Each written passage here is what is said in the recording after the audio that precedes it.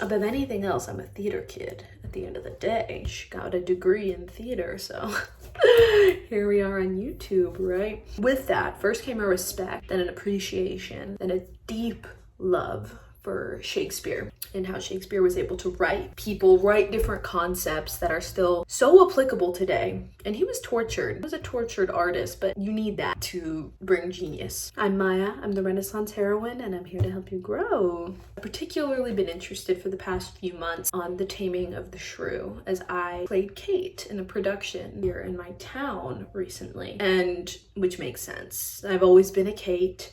I've never been a Bianca. So if you don't know the story, the gist of what I'm talking about here, you got Kate and Bianca. They're two sisters, and Bianca, okay, actually, if you've seen 10 Things I Hate About You, same story. Kate is of herself. She's witty. She's kind of aggressive. She's kind of a bit, and she doesn't take shit from anyone. Bianca is her younger sister, and she is just in love with love. She is like the feminine ideal, right? Like we think about today, even now, like soft girl, feminine, like be soft and like let him lead, and then like that's Bianca. And Kate is like an intellectual, a witty person, loves to read, and like is not interested in dating the men that have come to court her. She's not interested in them. But her dad is getting sick of this. She's like, okay, we need to get her married. She's got to go. And so she says to Bianca, you're not allowed to get married until Kate gets married. And so it creates like an issue between them.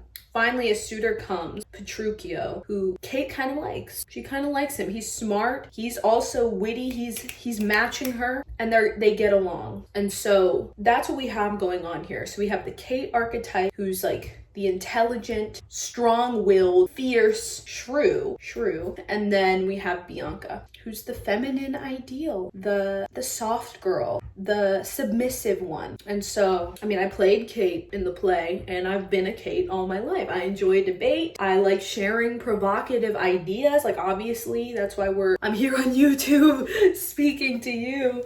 I wrote an essay about this. It's linked in the description below. And I've been a Kate. I am a Kate. And it has run me into difficult situations. Most relationships don't work with a Kate. I've been introduced this concept of retardmaxxing, right? And now I'm changing it. Like, that's kind of the male version, retardmaxxing. For women, we're calling it Ditzmaxxing. I like it better. I think it makes more sense in that way. Turning over these ideas of like ditziness and women needing to, in a sense, dumb themselves down in order to be palatable to other people. I wrote the essay. I was like, the thesis is basically like, some people you don't need to get smarter. You just need to become lighter. You actually don't need to dumb yourself down. You just need to be lighter about what you think. And I wrote this essay when I was trying to practice this very actively. And over the time of trying to practice this, I realized I was like, I'm not like a heavy downer or like type person. I would say I am very light. And I don't think I need to dumb myself down in order to be light. I don't think I need to pretend I'm dumber or that I'm not thinking in order to be more palatable to more people. Because I realize that's really not my goal. That's not the goal, to be palatable to everyone. God, that's boring. And I don't respect people like that for the most part who, it's like a friend to everyone's a friend to no one. And I've never been that person, and I've never appreciated that kind of person. This is Ditzmaxxing. We're gonna go into that because this is something I was trying to do. I'm still kind of trying to do it because here's why. I don't think I need to make myself dumber. I think I need to sometimes adapt to the situation. And sometimes the situation calls for surface level lightness. And that's really hard for me. And I don't love it. But I can see that sometimes in order to achieve a goal, you have to change yourself. Ooh, what? I feel like I'm saying this now and I'm like, that sounds crazy, but it's kind of true. Like, you kind of have to change some of who you are in order to manipulate and get things you want, which sucks. But I mean, that's what Kate did in Taming of the Shrew. She manipulated situations. She didn't dumb herself down, but she pretended basically to be dumb in order to remedy situations, in order to create a better outcome for her life. We can decide whether that's wrong or right. Like, I don't know. I'm still working through that. But here's what I see as Ditzmaxxing. Okay, it's not like becoming stupid, literally. It's not anti-intellectualism. It's not literal like ignorance. Like I'm not gonna read anymore. I'm not gonna think anymore. It's not any of that. It's not stopping thinking. It's going, I'm going to let things go. I'm going to take action without being certain. I'm going to be okay with people not agreeing with me. People thinking I'm wrong. I can know I'm right and not have to tell everyone how right I am, and still know I'm right. You can feel how you feel about it. It's probably still going to be irritating when people are really stupid and wrong and saying things that are wrong, but it's being able to let it go and go, I don't need to cause an issue here for no reason, especially over something stupid or with somebody whose opinion you don't care about anyway. When it's somebody you care about, you kind of do have to go band for band. You kind of do have to like clash just a little bit, and you can let things go too, or if it's not worth it. But sometimes you do have to go band for band with somebody. But even if it's something like important to you, if it's somebody you don't care about, you can just let it go. The opposite of Ditzmaxxing isn't intellectualism, it's the rigidity. It's being so rigid and just like harsh instead of being like free flowing, like water. Letting something hit you, this is like an acting thing. You let something hit you, you take it in, and then you send it back. But if you're acting and somebody's like hitting you and you're just rigid, you're not letting it impact you and then letting it go, tossing the ball back and forth happen, then it's just like hitting a brick wall is like talking to you. And that's not fun. That doesn't help you in this life. And so we talked a little about the taming of the shrew. This is also true in Hamlet. You kind of see the opposite. You see someone who is not Ditzmaxxing, not retard maxing, in fact, overthinking in such a way that it's ruining his life. It's the longest play. Hamlet's always talking. That's why he has like 4,000 lines. He cannot let things go. It's a rumination problem. There's an important line in To Be or Not to Be, and thus conscience does make cowards of us all. If you are overthinking, you cannot just take action. You cannot be if you are over intellectualizing. And so I'm not saying under intellectualize, I'm saying find the middle where you can think and then let that go instead of ruminating and letting it ruin your life. Because thought can become a substitute for action, and you feel like you're taking action because you're causing so much mental energy to be used on thinking, but you're actually doing nothing. You're actually just making your life harder. And so even your own self-awareness, because that's where I think Ditzmaxxing can be most useful, is when you're like constantly navel gazing and like being like, and I have this issue and this issue, and trying to figure yourself out so much, your own psychology, rather than figuring out what you just like, keeping things light, finding enjoyment in life, finding your connection to God. Instead, you're like psychoanalyzing yourself, figuring out what's wrong with you, all of these things, and you're just navel gazing. You can destroy yourself with your own self-awareness. And this is sometimes the problem with too much therapy. Therapy is good when you need some therapy. Not everyone needs therapy all the time. Not everyone needs a therapist all the time, once a week, whatever. No, you can like take a step back and just enjoy your life. You actually don't win a prize for the amount of self-awareness you have. I'm not saying don't be self-aware. I'm not saying don't work on that. I'm saying that you can overdo it. And yeah, if you're watching this video, this is not like my advice is not for everyone. And that's the great thing about this, is like I have nuance and I can know, especially when I'm taking in content, what advice is for me and what advice is not for me. You have to discern for yourself. Are you too self-aware or are you not self-aware enough? If you're not self-aware enough, this video is probably not for you. You can just go ahead and click off because you don't need Ditzmaxxing, because you're already Ditzmaxxing naturally. You need intellectual maxing. But if you're already intellectual maxing, you're overthinking yourself into spirals, you're going into low-key psychosis over your thoughts and what's real and what's true and what's not, you need Ditzmaxxing. It's analysis paralysis, okay? When you're trying to constantly be perfect, constantly trying to self-improve, constantly trying to optimize yourself. You're researching, you're making lists instead of taking action on what you want to do. You're planning instead of doing the thing. And you're living in your brain instead of the outside world. And that's why sometimes I'm really jealous of people who are just naturally Ditzmaxxers. And maybe they're jealous of me for being an intellectual maxer. Ew, I hate this brain rot. maxing language, but I feel like, I don't know, it just is what it is. But ditzy people wish they were smart, and smart people or wish they were less self-aware, wish they could just be. And so it's a practice. It's something you have to practice doing, which is instead of thinking, letting it go. That's why I do yoga. That's why I meditate. And it's still so hard. Just let the thoughts go. Empty my mind. But that is key. That is key to living. Because if you're thinking everything over and over and over, you're not going to be able to actually live and do. I mean, this is for everybody. For women, this is where it starts getting interesting. This perfectionism, analysis paralysis can turn into hypervigilance in relationships, like constantly overthinking yourself, constantly editing yourself to make yourself more palatable. And this is where the dichotomy exists.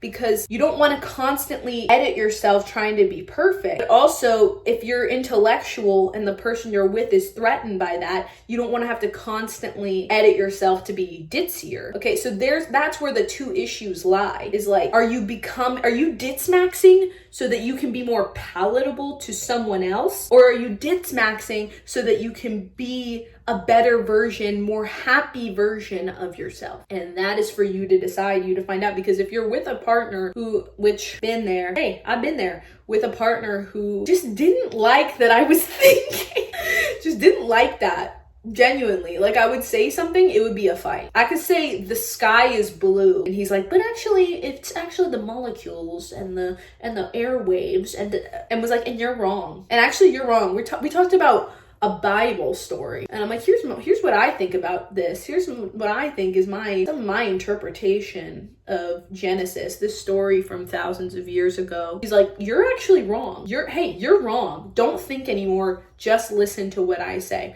And I felt the need to be dumber. I thought I was too much. That I was thinking too much, that I wished I could just listen to what he said. That doesn't work either. But then after that relationship, I started spiraling, started trying to be perfect, trying to optimize, trying to do all that. And that also wasn't good. So I could see that this both sides. If you're editing yourself to be dumber because you think it's going to make someone love you versus trying to Ditzmax so that you can just enjoy your life. There's two different stories, and you decide where you are in that. And if you need this or not. Hey, this might not be for everyone. And so it's not about becoming reckless or stupid. It's like intentionally making your life lighter, lightening your own load, letting things go. And I know it's kind of a little hypocritical of me, because when I was prescribed this by my friend that I need to start Ditzmaxxing, I was like, I need to write an essay about this. I need to make a video about this. And which just seems like counterintuitive. Truth be told, it was kind of something I was already practicing in doing yoga and in my meditation rituals. Just letting things go. Going like, if somebody was like, what are you thinking right now? I'm not like, the universe and God, and because there was a time where I was like, in the universe and God, and I don't know what's real, and I don't know if Jesus is God, and I don't know if Islam is real, and what is going, like all of that. And now it's like, if somebody's like, what are you thinking about? I want to be like, I'm thinking that tree is a nice color. I like that green because it's just peaceful. Because there's a quote, which I love, Steinbeck, one of his shorter little novellas, The Moon is Down. Dr. Winter was a man so simple that only a profound man would know him as profound. Joseph was elderly and lean and serious, and his life was so complicated that only a profound man would know him to be simple. Your seriousness, your complications of life, your sternness, your sadness doesn't make you more profound. It's the simplicity and being able to find joy in the simple things that makes your life profound. It's Ditzmaxxing. It's letting things go. And those characters are actually like perfect examples of that. Dr. Winter is this like very intelligent man. Like he's a doctor, and he's found such peace. Whereas Joseph, he's like a butler in this book. He's so obsessed with the next thing, with getting the leg up, with figuring out what's going on, with being politically in the know, even though and they both have meet the same end not so long later in the book. And so you can see that over-intellectualizing doesn't actually make you more profound. In fact, simplifying, letting go of thoughts that aren't serving you, letting things be, letting things lie, not having to argue, not having to fight. First of all, lowers your stress, makes you more beautiful.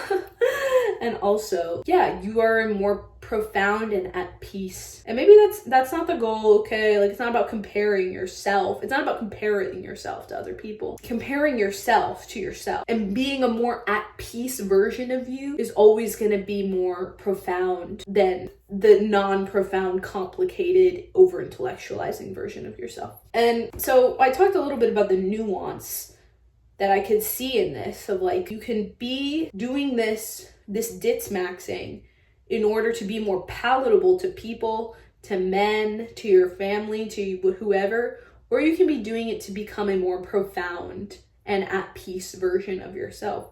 And so they can be good and bad. And living in that contradiction is the key. Not having this black or white thinking, this is my way, this is the only way. And not going like, I don't know what's the right way. What's going on? I have to figure out what's the right way. No, you can just let it be. You can go, I think what I think. If you disagree, okay. I mean, that's what I have in my bio here. It's like, these are my thoughts. You might agree with me. You might not. Cool. That's cool. It's like a daily, weekly practice because I wrote this essay and you can read it down below. Most of my essays start out very strong and like very, this is the truth. And then I come on here and I live in the contradiction and I explain it a little more in a different way and a less, this is absolute way. And I like that. I like living in the contradiction. I like being able to contradict my previous work, my previous thoughts, and go, here's a little expansion. Because that consistency of like, I always am going to believe the same thing. No, that's rigid. That's grasping. That's not living in that flow of letting things go. Of going, maybe, thought this way earlier, but maybe it's this way. I'm not attached to what I think is the truth. I'm attached to seeking out the truth, but knowing that, I mean, there are some things that are objectively true. Don't get me wrong. There are some things that are objectively true, objectively false, good and evil. I believe that.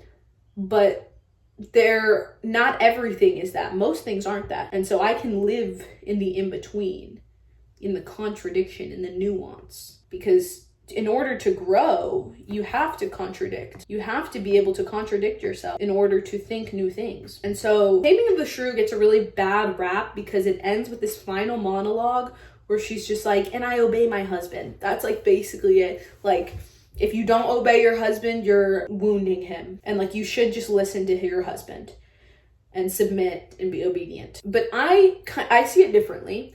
I think it's actually about the freedom to be wrong. The freedom to not have to compulsively argue and go against and disagree and just the freedom to let things go. I think that's what it is. It's not about being obedient to your husband. It's not about being submissive. Some people read it that way, and that's why it's super misunderstood, misinterpreted, and why nobody in this like super like post-feminist world likes it. But that's not what it is. It's about going, okay. It's about her going, okay, you could be right. He's like, the moon is so beautiful tonight. She's like, what? It's sunny outside. He's like, no, it's the moon. She's like, okay, what? Okay, well, it's the moon, whatever. Okay, who cares? It's sure. What's the moon? And then he's like, okay, you finally get it now. That's how he tamed her. To go like, oh, you don't have to fight against everything. Oh, not everything has to be a problem. Kate doesn't need something to validate her intelligence anymore. She doesn't have to be right. I'm right, so I'm smart. And I'm proving it to you now because I'm right. She's like, I'm smart and I don't have to agree with you. Or I can just let things go. I can be smart and know my truth and just let it go. It's not a defense mechanism anymore to be intelligent.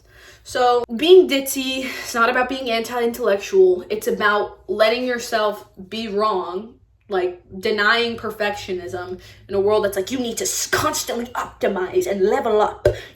No. You can just be like, okay, I don't have to be right. I can come on camera and I cannot be right. I can speak to the masses. I don't know who's watching this. If the masses were watching this, I can speak to them and be wrong. I'm free. I'm free. And it's up to the people watching to discern what they think. I've done this for centuries. It's called books. Somebody could be like, he's wrong. He thought this and go, I'm right. Because what this book is about is like othering, and like it's about war, and war is like a game of whack-a-mole, right? That killing leads to more killing, which leads to killing, and it never ends. The thesis of the book. Somebody might go, I don't agree with that. Okay, who cares? Steinbeck doesn't care. He can be wrong, and I can be wrong, and you can be wrong. It's refreshing, honestly, to not have to source, fact check, source. No. Who cares? Like, yeah, there's time and place for that. That's great. There's also nuance. Sometimes if you make intelligence and being right your main thing, your mind becomes a prison. And so you gotta step out of that and still be able to take action, not knowing if you're right. And it's fun. Because, again, sometimes the most profound people are not the ones who are thinking the most. They're usually the ones who can think very deeply and then let it go. They don't become enslaved by their thoughts. They don't come to worship their own intelligence. They go, that's a thought. That's that on that. If you liked it, if you want to read my essay, it's called The Shrew's Prescription. I liked it. If you want to read my little essay, my little blog on Substack, you can read it below. That's all, folks. Bye.